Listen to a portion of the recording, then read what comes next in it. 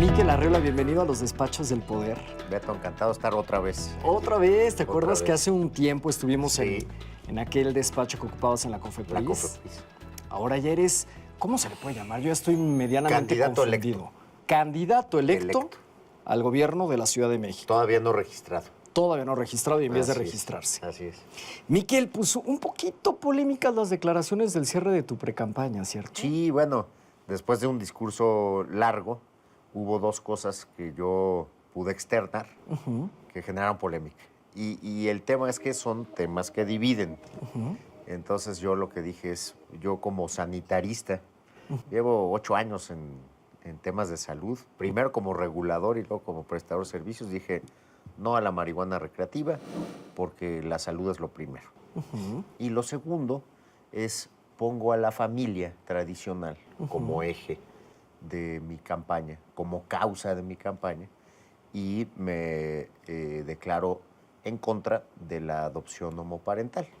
Y eso ha generado pues, una discusión muy importante que, y sin duda ese es el objetivo.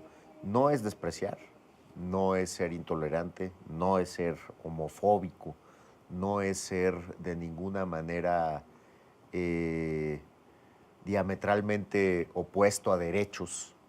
Es simplemente plantear algo que me plantearon también a mí en la precampaña, que es que estos temas que dividen se puedan desahogar Muy sin bien. violentar ningún derecho. Miquel, eso está interesante y ahora lo vamos a ir platicando.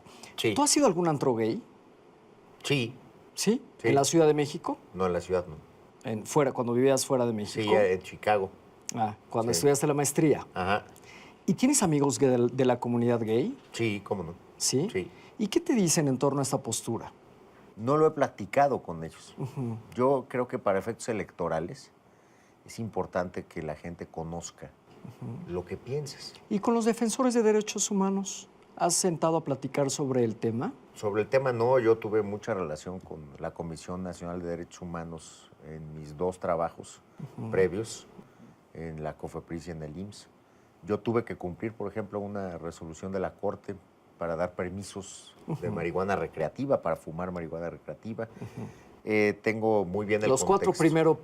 Los Los cuatro 4. primeros permisos fueron destinados desde, ¿pero del IMSS o Cofepris? No, Cofepris fue cuando la Corte atrajo un asunto de una negativa Cofepris a 4 permisos.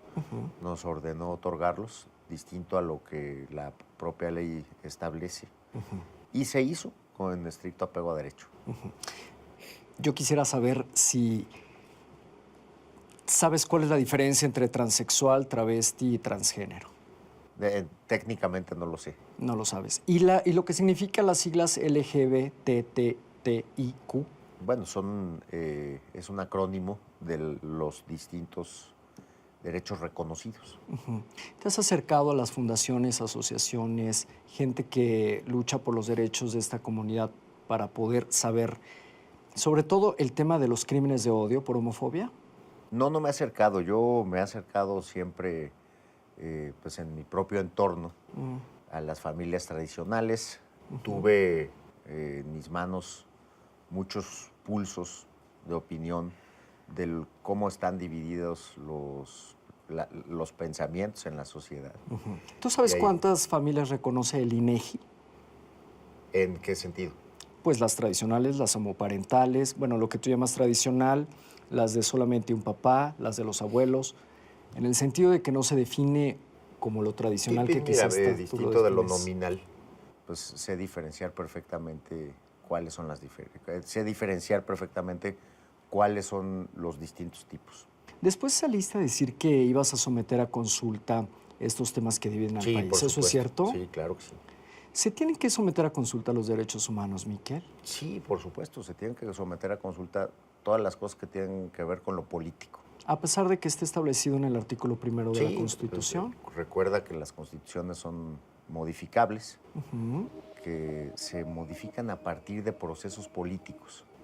Y los procesos políticos empiezan con consultas, empiezan con iniciativas, empiezan escuchando. Una ley pues es simplemente un proceso, un producto del proceso político, donde se establece la visión en ese momento de la propia sociedad a partir de un proceso legislativo. Algo así ya sea dijiste, constitucional o sea legal.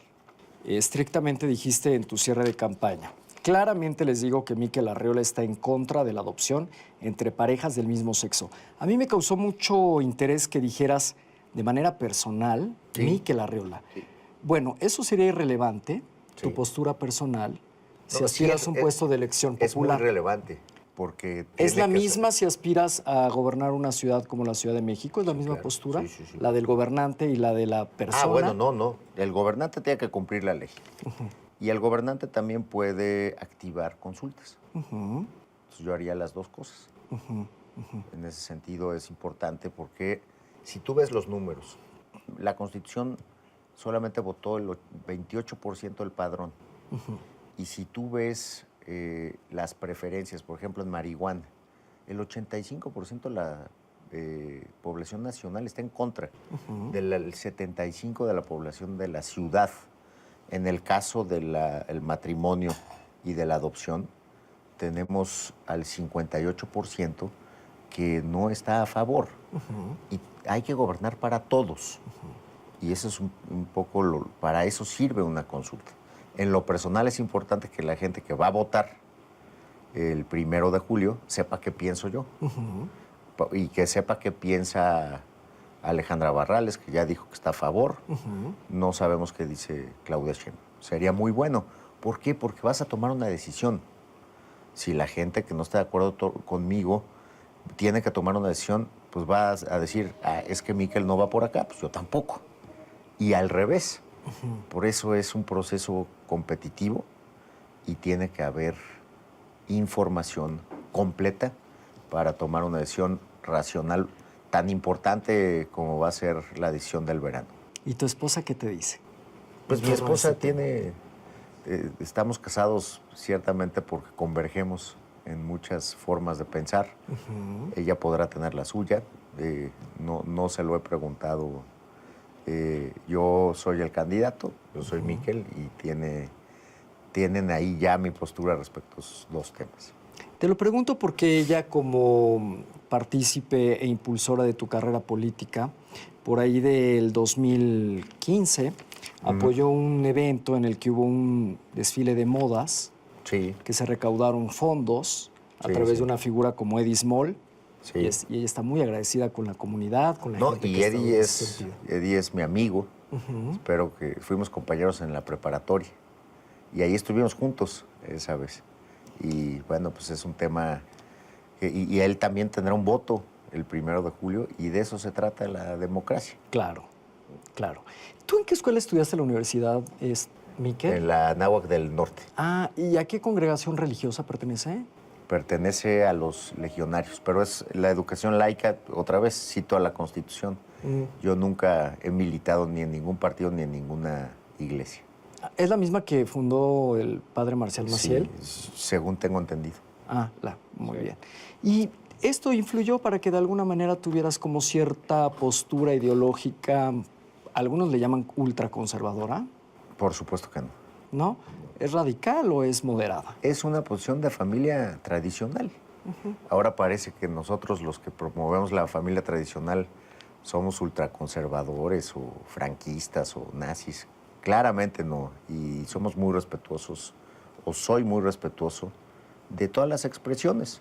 Simplemente dije, ¿qué piensa Mikel Arriola de dos temas? Eso piensa. ¿Por qué? Porque la gente va a elegir. Lo hubiera guardado para mi fuero interno si no fuera candidato. Pero voy y pretendo gobernar una ciudad y eso se hace a partir de un referéndum democrático y para que alguien tome una decisión necesita toda la información para tomar una decisión racional. ¿Tú sabes en qué porcentaje se han incrementado los crímenes por odio en la Ciudad de México, particularmente a la Pues comunidad mira, gay? yo veo dos temas que me preocupan muchísimo. Que el 86% de las personas se sienten amenazadas en su persona, en su integridad y en su patrimonio. Que los homicidios en general subieron 70% en los últimos 20 años. Y que los delitos más que se duplicaron en los últimos 6. ¿Estamos hablando de crímenes de odio por homofobia? Estamos hablando de crímenes en general, por un gobierno ineficiente, por un gobierno que se ha olvidado de garantizar seguridad. No dividamos entre tipo de crímenes, veamos el acumulado de los crímenes y eso es lo que nos tendría que mandar una alarma de que el incremento en los delitos provoca que solamente se resuelvan 6 de cada 100 delitos que se denuncian. ¿Tú sabes que México ocupa el segundo lugar en crímenes de odio por homofobia después de Brasil? No lo sabía. ¿Y qué es el odio, Miquel? Pues es seguramente una expresión muy primitiva respecto a algo que no nos gusta, ¿no? Y no hay que, yo creo que no hay que promoverlo. ¿Cómo vas a gobernar la ciudad? ¿Cómo vas a hacer que cambie una ciudad que de alguna manera se ha mantenido a la vanguardia y siendo progresista? No, se ha mantenido en el deterioro. Tendríamos que señalar muy claramente que si el 86% de la gente se siente insegura, pues yo no sé de qué vanguardia estamos hablando. Tampoco sé de qué vanguardia estamos hablando si perdemos el 40% del agua que llega a la ciudad. Que la gente que no tiene dinero paga 500% más por el agua. Que si la movilidad nos genera más o menos 3 horas de pérdida de tiempo al día en una ciudad donde no se ha invertido en metro, por ejemplo, en los últimos 20 años. Claro. En una ciudad donde nos movíamos a 40 kilómetros por hora y ahora nos movemos a 12. Eso no es vanguardia, eso es al revés. Es la ciudad menos competitiva solamente después de Oaxaca. De las 32 ciudades más importantes. Es una ciudad que ha mandado a la pobreza al 7,5% de su población en los últimos 20 años. Y también, curiosamente, es una de las 15 donde se permite el matrimonio igualitario. Está muy bien, pero eso es parte de la realidad. La otra parte de la realidad es que tenemos una ciudad que va en ruta de choque en materia de agua, que va en ruta de choque en materia de movilidad, en materia de seguridad. Claro. Que ha generado más pobres, que no está siendo administrada y que es una ciudad calificada. Ahora yo te hago una pregunta. ¿Cuál es la percepción de corrupción de la ciudad? ¿Qué porcentaje? Bueno, pues era 37% hace 4 años y ahora 63%. Bueno, ¿hacia dónde estamos llevando a la ciudad? Lo que yo quiero es una ciudad para mi hijo que pueda ser una ciudad vivible, que tenga servicios, que mejore, que deje de ser corrupta. Pues claramente es lo que yo quiero. Perfecto, Miquel. Finalmente, si tuvieras que llevarte un objeto para el día después del juicio final, ¿qué objeto elegirías? Pues yo creo que un intangible, no sería un objeto. Por ejemplo. Pues la honestidad. La honestidad te la llevarías. Claro. Perfecto. Que es el déficit de la ciudad. Muchas gracias, Miquel Arriola, por esta entrevista. Gracias, Fred. Muy amable.